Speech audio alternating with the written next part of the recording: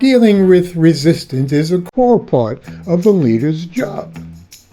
Such resistance can take many forms, from fear of change and fixed mindsets to bureaucratic structures and active opposition. Many leaders dislike resistance. They view it as an enemy and try to avoid it. But that's a recipe for disaster because avoiding resistance is fruitless, and the great benefits of resistance are lost. Yes, resistance has several benefits, such as reduced conflict, effective problem identification, and improved collaboration. Those benefits can accrue from viewing resistance as vital information rather than as an enemy. In this video, we will explore some of the benefits of reviewing resistance as information, why viewing it that way can be difficult, and what leaders can do to achieve the results anyway.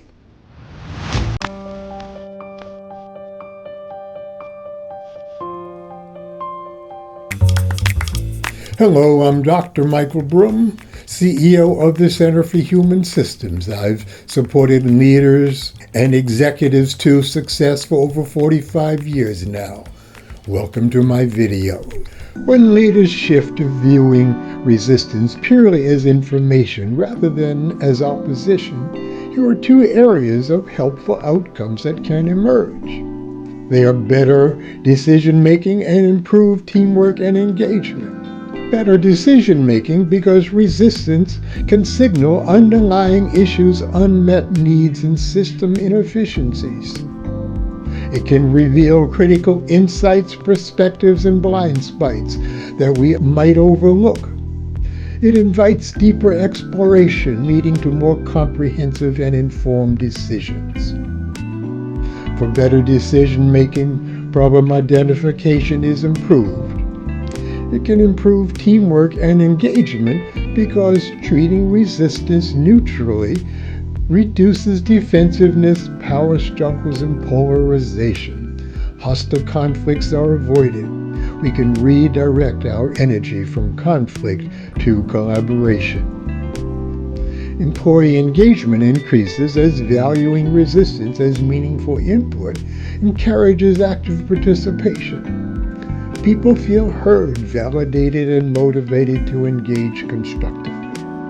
They feel safe sharing genuine concerns, fostering psychological trust. Accepting resistance as information makes us more agile, resilient, and adaptive as leaders. There's no need to react defensively, which allows for greater adaptability and flexibility.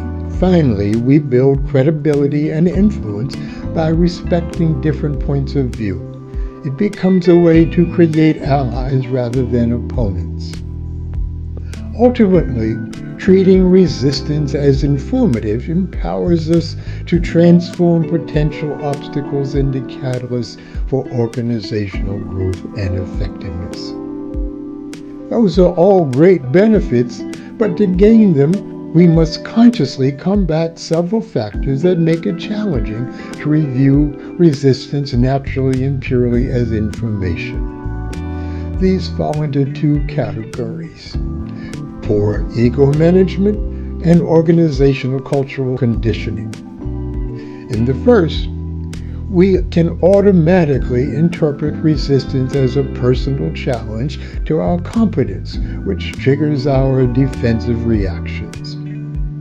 Resistance can also feel like rejection or criticism, activating our egos rather than curiosity. We may feel that resistance is undermining our authority, prompting us to assert control again. Fear of losing control or authority can cloud our ability to objectively interpret resistance. Such defensiveness is from poor ego management. In other words, we have met the real enemy, and it is us. Regarding organizational culture conditioning, resistance is traditionally seen in many organizational cultures as opposition or disloyalty, which deeply conditions us to respond negatively. If organizational cultures punish dissent or discourages openness, we are likely to avoid doing the same thing. In the many cultures that prize rapid decision-making, resistance is often viewed as an impediment to efficiency. Taking time to interpret resistance thoughtfully is quickly discouraged as time wasting. Effectively managing our own resistance and seeing resistance as oppositional, particularly in organizational cultures, isn't easy. Here are 3 key ways which, with some discipline, can very effectively help. Number 1, slow down to enable conscious use of self.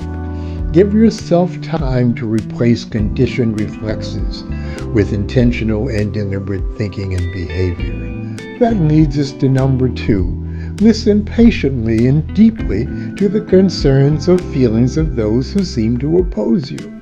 You'll gain a fuller understanding of their thinking, which often includes valuable perspectives. Synergizing their thoughts with yours is likely to produce something better than either point of view. 3. Think systemically to see the whole picture beyond our own limited individual point of view. Seeing the big picture will help us serve not only ourselves and our teams, but the larger organization as well. Those 3 things can help us become more self-aware as well as systemically aware, allowing us to consciously shift perspectives and treat resistance as sources of data critical to our success. Enjoy!